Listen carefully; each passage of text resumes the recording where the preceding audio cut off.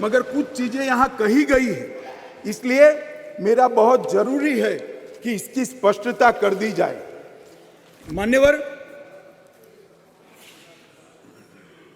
मान्यवर, ये जो प्रयास है ये वो 5वां प्रयास है। पहली बार ये महिला आरक्षण बिल नहीं आ रहा है, पहली बार ये संविधान संशोधन नहीं आया है। तो क्या हुआ वो 4 संविधान संशोधनों का? क्यों आज मोदी जी ने लेकर आना पड़ा? देवगौड़ा जी से लेकर मनमोहन सिंह जी तक, बीच में 2 बार अटल जी ने, 4 बार प्रयास हुए, क्यों नहीं हुआ? कौन कारण था? किसके कारण पास नहीं हुआ? क्या प्रयास अधूरे थे? क्या मंशा अधूरी थी? या कुछ लोगों ने इस प्रकार का किया कि आगे हो ही ना पाए? मान्यवर, ये मैं जरूर बताना चाहता हूं। मान्यवर, सबसे पहले इस संविधान संशोधन विधेयक 81वें संशोधन विधेयक के रूप में 12 सितंबर 1996 में आया, देवगौड़ा जी लाए। मुझे कोई आपत्ति नहीं है भाई, इसका पूरा यश कांग्रेस पार्टी में के अकाउंट में डालना है तो डाल दीजिए, आप भी वोट दे दीजिए, सहमति दे दीजिए, अपने आप आपको वोट मिल जाएगा। परंतु मैं जो स्थिति है, जो सच्चाई है, वो देश की करोड़ों माताओं बहनों को बताना चाहता हूं। ये विधेयक को पहली बार लेकर आए एचडी देवगौड़ा प्रधानमंत्री जी थे, तब ये सरकार लेकर आई। मान्यवर, उस वक्त कांग्रेस पार्टी विपक्ष में बैठा करती थी। देवगौड़ा जी की नहीं, और उनके ही कारण गिर गई थी, सरकार में नहीं थे, सरकार में नहीं थे। अरे बैठो यार।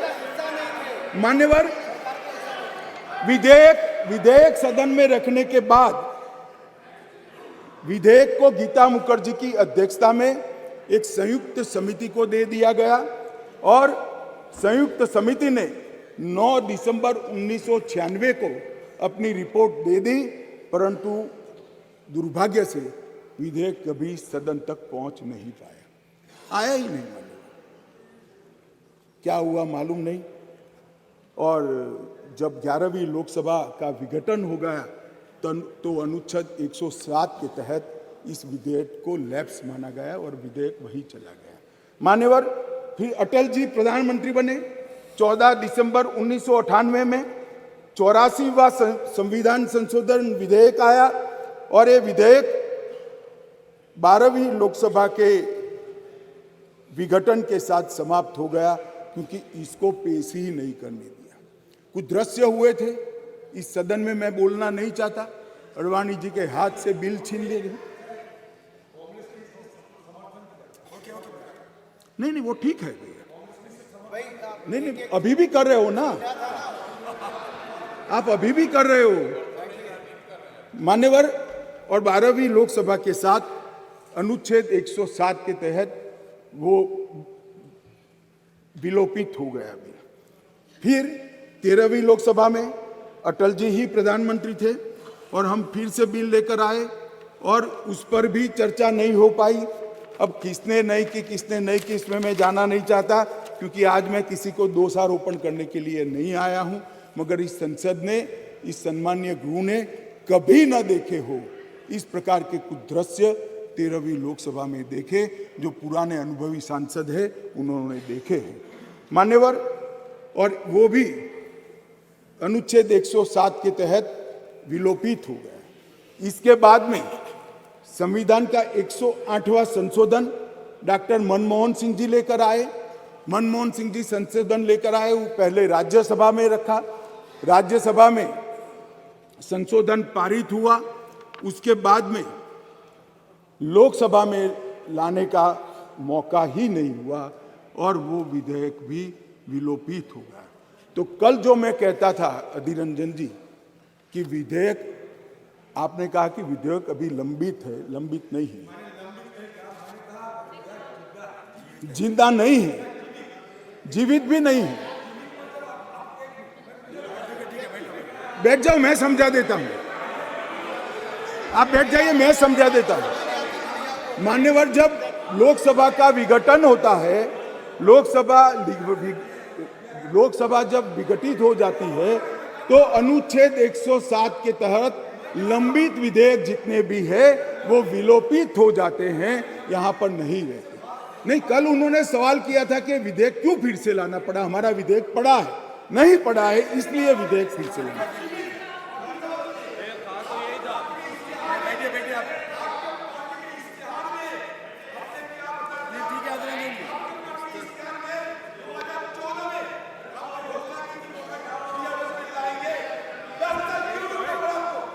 माननीय गृह मंत्री जी, माननीय गृह मंत्री जी, माननीय गृह मंत्री जी को अनुमति नहीं दी आप। मान्यवर, ये मुझसे 10 साल का हिसाब मांग रहे हैं, अपने 60 साल का हिसाब नहीं देते हैं। अब कौन समझाए, देश की जनता देख रही है।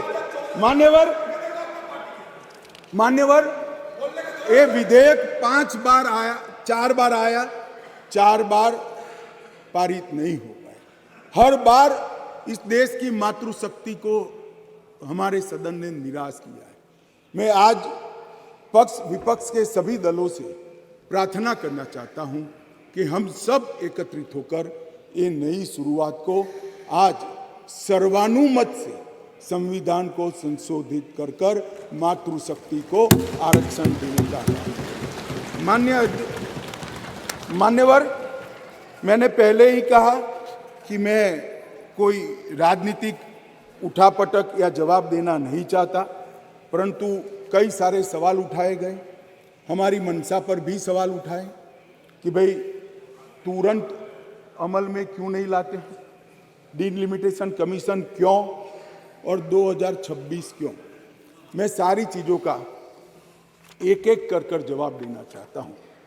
माननीय अध्यक्ष जी, पार्लियामेंट में रिजर्वेशन की जो प्रोविजन है वो आर्टिकल 330 में है और ये इसी तरह से विधानसभाओं में आरक्षण का जो प्रावधान है ये आर्टिकल 332 में है। ये दोनों रिजर्वेशन अनुसूचित जाति और जनजाति को लागू होती है, दोनों को लागू होती है। मान्यवर, अभी बहुत सारे सवाल उठाए गए, ओबीसी क्यों नहीं, डिलिमिटेशन कमीशन क्यों और क्यों इतनी देरी कर रहे हैं। मैं सारों के जवाब देना चाहता हूं। सबसे पहला जवाब इस बात का है कि अभी जो विद्यमान संविधान है उसमें 3 कैटेगरी के सांसद यहां चुनकर आते हैं। एक सामान्य कैटेगरी से आते हैं जिसमें हमारे ओबीसी भाई भी होते हैं, बहनें भी होती हैं। दूसरा एससी कैटेगरी से आते हैं और तीसरा एसटी कैटेगरी। अभी ये 3 ही कैटेगरी उपलब्ध है मान्यवर। ये तीनों कैटेगरी में हमने 33% रिजर्वेशन माताओं का कर दिया है।